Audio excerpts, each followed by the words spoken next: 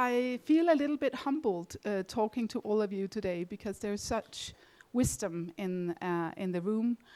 And I feel maybe at most sort of a practitioner. I started Gehl together with Professor Jan Gehl when I was 28 years old. And I have sort of dedicated my life to try and transform theories into practice, developing services and processes and policies and strategies and designs that actually includes everything we know to be good approaches. So again, speaking to you very much as a practitioner, and I want to share a few sort of focus areas that I think we can have together as a community. So, but I want to start with sort of enabling change, because I think we can all enable change. And this is a question that I asked my own team a few years back, because after having almost worked 2 decades in this field, I also felt that things are going too slow. And I engaged the whole Gehl community to sort of figure out what can we do, how can we sort of immerse our full selves in this transition, and what can we do to speed things up. So we decided on 3 different things. One was that we were gonna use radical partnering, which is sort of really going deep into collaboration. We decided to join the Q Collective to bring what we have developed into other fields than architecture and engineering. So now we are working with health, we are working with digital transformation of public sector, we are working with food systems, different topics that would otherwise not have been part of our portfolio. Secondly, we decided to move into much more project focus on in the global south as well. So now we are working in Indonesia, we are working in India, we are working in the Gulf and other places. And we decided to set up a data lab inside the company where we can move into more sort of soft and human-oriented technologies. Our mission is really to make cities for people, and by that we mean cities and places that are equitable, healthy, and sustainable places for all globally. And this is a daunting mission. It really requires an approach of integrated planning and design. And I remember when I was at a C40 event back in Mexico City a few years back actually, there was a questionnaire amongst all the mayors of the C40. What is the most difficult challenge that you have? And you could choose between like shifts in modal, split, or energy systems and transition and what have you. And actually I was quite surprised that integrated planning came up as the top sort of difficulty that cities were facing. So how do we actually put life and the environment at the very center? How do we connect all these different dots that we have been talking about today? I think just the past 4 years, for me personally at least, has completely changed what I knew to be true. This is a picture from San Francisco where we have an office. I was having meetings with my team members when the fires were happening outside. We've had climate change, we've had social justice issues, inclusion issues that we are dealing with, and even now peace. So how do we actually develop new approaches together? I do think that cities could be part of the solution. We are moving towards 70% of the world's population living in urban areas and living in cities. So cities, I think, can be this epicenter of catalytic solutions and material change. And maybe we, as a community here at Klosters, can actually dare to think that climate change can bring out the best in cities. How might we actually think about cities as test beds, where we can actually test certain things, but also really think about the cities as places where we might have social positive tipping points.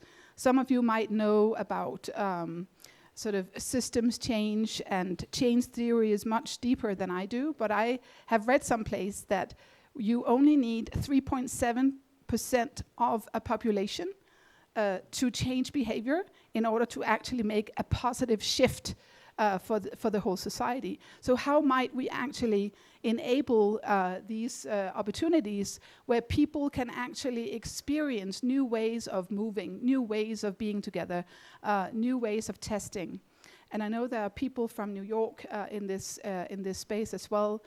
This is a project that we were engaged in quite some years back, but using the city as sort of a test bed, I believe, is a way for us to gain experience and emotional intelligence about what change feels like.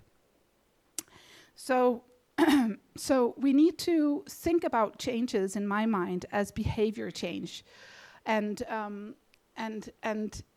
that really sort of fosters a different way of thinking about it. It's about emotion, it's about empathy, it's about how you sort of feel connected to others, and it's the invitations that you can get.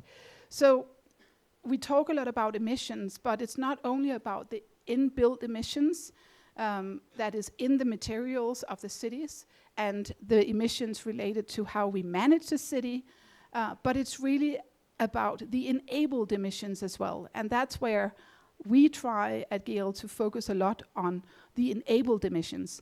And that means changing how we move from these car-dominated urban environments that we have a predominant places in the world, and moving to compact urban cities where it is possible to walk and cycle and get to where you need to by public transportation.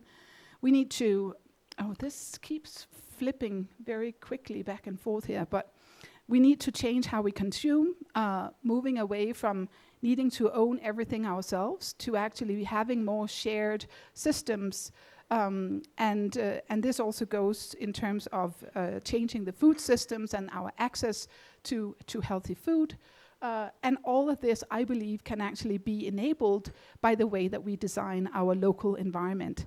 So everything that we've talked about today and up until this point has place-based connotations to it, place-based culture and place-based solutions that we can that we need to think about. An aspect that I also asked India about this morning, because I think we talk about these issues as if every single place in the world is growing, and that's not the case. In Denmark, we have quite a lot of challenges, and I see this across Europe as well, that certain parts of the country, which is the darker blue ones, are growing. And in those areas, it is not so much of a problem to attract investments, to change systems, to change, to build new homes, to even transform existing buildings. But in the lighter blue and gray areas, this is where there is a shrinking of cities, shrinking of populations. And in those areas, it's super difficult to attract investment. So we have to find new community-led ways of developing those areas and find nature-based solutions where we can actually make those areas of a high quality, high living quality for the people who are living in those areas. Also, in order for us to attract more people to still live in the villages of Europe. In Denmark, by 2050, our population growth is actually quite limited. We will be maybe around 210,000 people more, not more than that, until 2050. So we can easily, I would argue, fit those people in to the existing cities, to the existing infrastructure by transforming the buildings. But our problem is, not only in Denmark, but across Europe and maybe also other parts in the world, our building stock is placed in the gray areas and not where people live. So how do we, should we consider those buildings as a material bank, as a resource so that we can use it other places? what do we do with this sort of dispersed displacement of or placement of materials and of people and investments? So I would suggest 3 different sort of focus areas. First, I've called it relational resilience. And it's really always making sure that we start projects by thinking about people, including people, learning local behaviors, what is impactful and important for them. And we've just finalized a study on social infrastructure that we've done with Robert Wood Johnson Foundation in the US for the past couple of years. And we found out through studies in Ireland, in Cape Town, in Brazil, in Scandinavia, that people are seeking 3 different types of spaces in cities. Hangouts, usually that could be parks, where people actually just need a break, need a pause, where they can actually just reflect and lean back and be away from all the noise of the city. Hubs, that could be places like libraries, where you find a mix of different uses and overlaying of different activities and meeting of a mix of people from various backgrounds. But then also havens, and that's where people are seeking like-minded people. People that are like themselves, where they can have a hobby or they can go to the barber shop and meet their local friends and so forth. So if you're interested in more of this topic, come speak with me afterwards, because we have organized or researched how social infrastructure can be maintained and organized and financed and developed. Regenerative design, of course, we've talked about that throughout the day.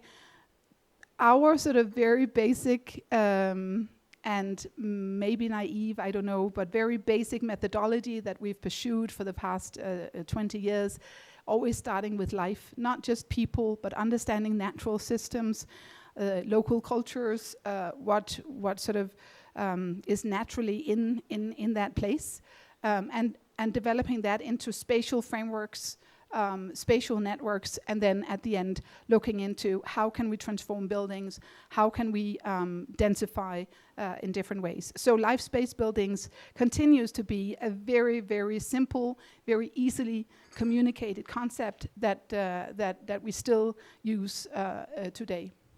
And then I would advocate for radical collaboration. We, as I said, have brought ourselves in a situation where we are radically collaborating, but I really think that we need to break these silos down and find ways of setting up task forces across silos and cities.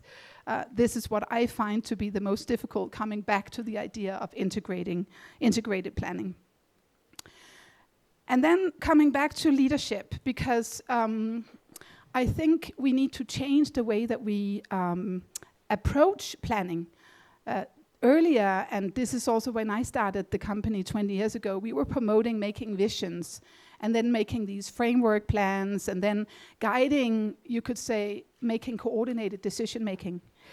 But I don't think this model works anymore. We need more action-oriented ways of leading. I need to go back again. Sort of determining what are the issues that we've heard about this morning from India as well. What are the problems that we need to solve looking forward? And how do we then set ourselves up to constantly strategize rather than having a fixed strategy? Constantly planning rather than having a fixed plan. And then using rapid prototyping, rapid learning to then use our existing organizations and institutions to scale up what works faster.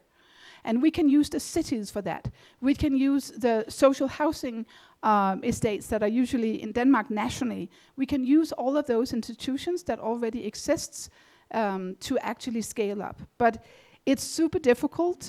We try to use this model in Blokshop in Denmark, that Ditte was also talking about earlier. And it's not easy, even though it sounds easy as a leadership principle. And then finally, in order to work in this way, as leaders in this space, I think we need to apply technology, not just as a top-down thing that enables us to make better decisions faster, and monitor infrastructure projects and investments and all of that we've talked about as well on urban data, but really apply soft technologies where we can make people more visible, where we can ensure that people have tools that provide or help them grow empathy with other people, with the place that they're based in, and with nature, not least.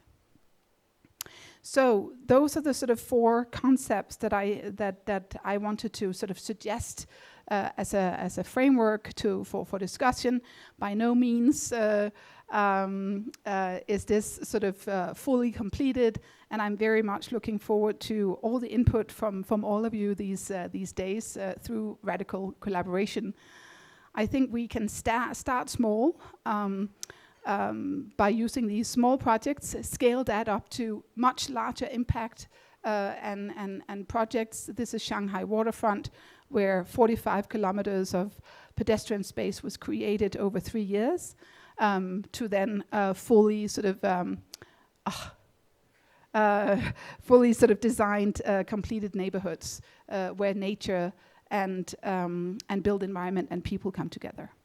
So thank you